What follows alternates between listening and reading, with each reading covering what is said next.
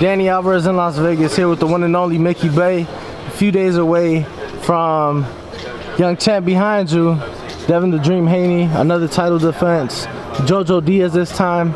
You know, just your thoughts going into this fight. I've been with you guys in camp looking very sharp. How do you see it, Mick? Yeah, that's all I'm gonna say, Danny. You family, you our guy. So, you know, I know you can't be too biased, but you know, Devin, honestly, this would be his best show. This is his biggest fight, his toughest fight in JoJo, but honestly, I think that, and I know that he'll make this a one-sided fight. As good as JoJo is, Devin is not letting anything stop him from becoming an undisputed champion. I hear that Kambosos is coming. He'll be here. Hopefully he don't backpedal. You know, he got a lot of heart. He gave us his word that he was gonna beat Tio. He did that. Now all we want to do is, you know, get past JoJo Saturday and then secure that fight. I want to talk about that in a little bit, but I want to ask, you know, in the Linares fight, I feel like everybody could agree up until the 10th round, it was probably Devin's best performance. You know, he was doing whatever it was that he wanted in the ring, and he was fighting a different fight. You know, he was boxing, he was throwing that jab, throwing those combinations. However, he was being a bit more aggressive. And Devin said, he's like, you know, I got a little lackadaisical and I got caught, but I showed I had grit, I showed I had heart, I showed I had chin, and we kept pushing. What is it that you felt he learned from the Linares fight going into this fight with Jojo Diaz on Saturday? I think that sharpened his sword. The same way I think me fighting Kambosos sharpened his.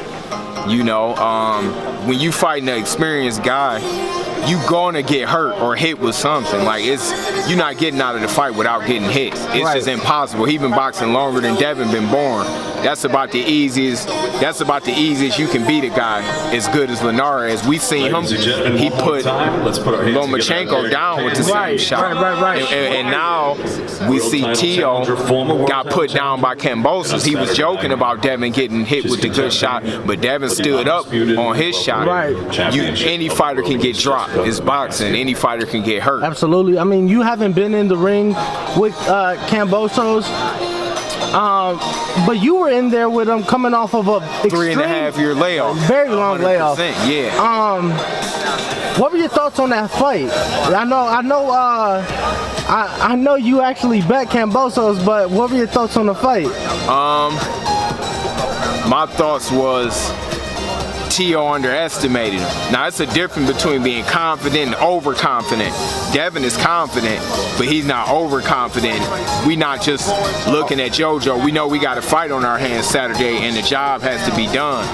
To me, Teofimo and his dad almost felt like they was getting in there to fight something that wasn't going to punch back. This kid is undefeated, and he fought a couple world champions as well, and he was hungry. Right, coming off of a hell of a performance against Lee Selby. Man, they slept on him, and he came in with that. That was one thing I was saying before the fight, that if Tio don't clip him, the fight is going to be either way, because the kid got a lot of condition, a lot of heart, and he got some skills. By any chance, did you score the fight watching it, or were you just? He won about 9-3 in my opinion.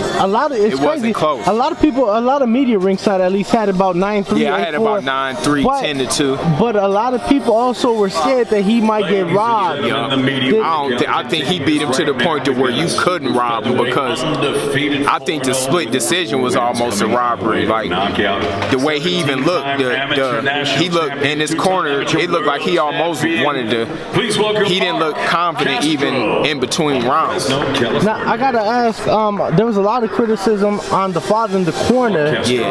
Obviously, me being there in person, I'm not hearing the instruction, but I guess on TV, I guess there seemed to be lack of instruction in the corner. Did you hear any of that watching the fight? You know what? I went back and watched it yesterday, because in the heat of the moment, I didn't hear it. So, yeah, I think that he let the father part take over too much, and it was more emotional than instructions and logic. He got too emotional because that's his son. It was almost like a backyard fight. Go get him, son. Like, you know how your parents say, he hit you, hit him back. Right. I was, you know, he kind of gave him, like, you know. I was seeing a lot of that, like, beat his ass, bro. Yeah, it was off. Like, I don't think that you know, I think he let his son down in the corner, to be honest with you. What were your thoughts on their post-fight reaction, saying that they won 10-2, that they were robbed, saying that that's what they got for fighting on the zone, saying that, you know, I mean, the morning after, his father said that he felt his son won every single round, that you could maybe give him 2 rounds. I think they know how to say stuff to stay in that media, to be honest with you, because there's no way you thought you won. Like, I think him knocking him down, I think he thought to say that. You know, I think he said, okay, I knocked him down, so let me just keep the excitement going, but I bet you he wouldn't want to fight him again in his next fight. Well, I guess they're going up to 140.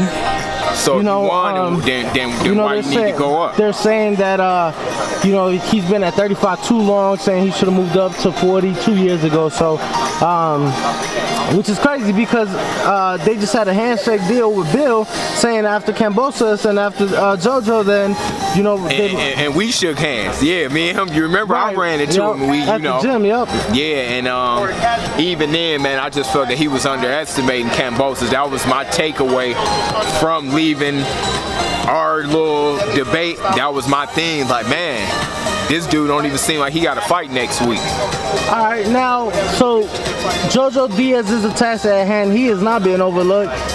It'll be a really good fight. I know a lot of people looking forward to it, but obviously everybody wants to see an undisputed champion. 100%.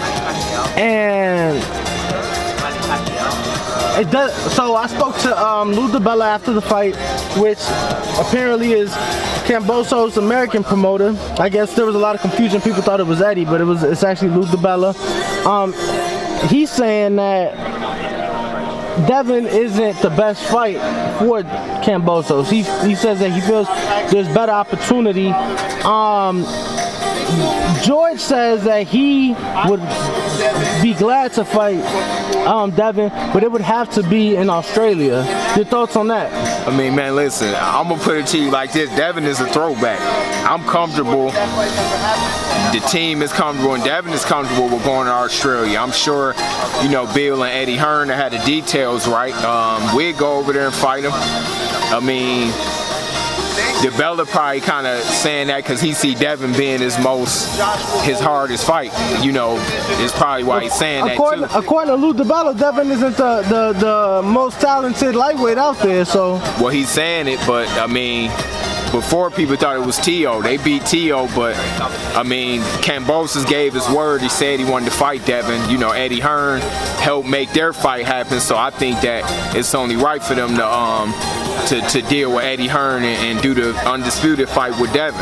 Well, you know, Saturday night, Devin, Haney, JoJo Diaz, MGM Grand in Las Vegas on the zone. You guys take care of business. Hopefully we do get that George Kambosos fight next for undisputed. Didn't you say he was coming? He'll be here, okay, yeah. Hopefully we won't, you know, discourage him out the fight, but I will give him this, though. I give him that, so I think that he is the one that will fight him. Me and Devin talked about that before the fight. We said, man, I hope Kambosos win, because we honestly think he'd be the one to step up and fight Devin. He would actually take the fight. Nobody else will. Right. Like, you know. Lastly, just you being in there with Kambosos, what do you think was the thing he did the best? I mean, obviously he just fought Tio. Before that was Lee Selby, but you were the fight before that for George Kambosos. I think that the main thing that stood out to me was his conditioning and his heart.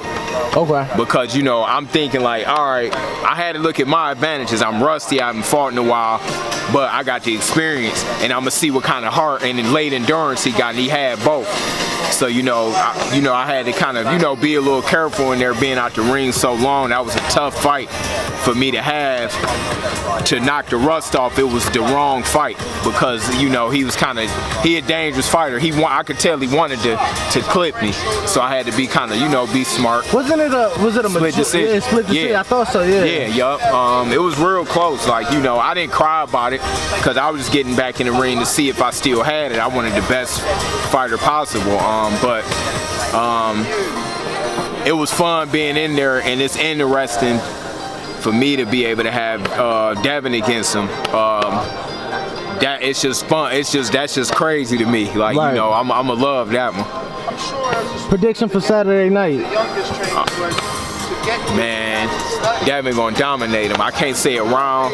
I don't see him going the distance. I'm gonna be honest with you. Devin is gonna stop him. Mickey Bey, as always, thank you for your time, Sam. Always, Appreciate you, and you know, I know you guys don't need it, but best of luck Saturday night. Thanks, anytime.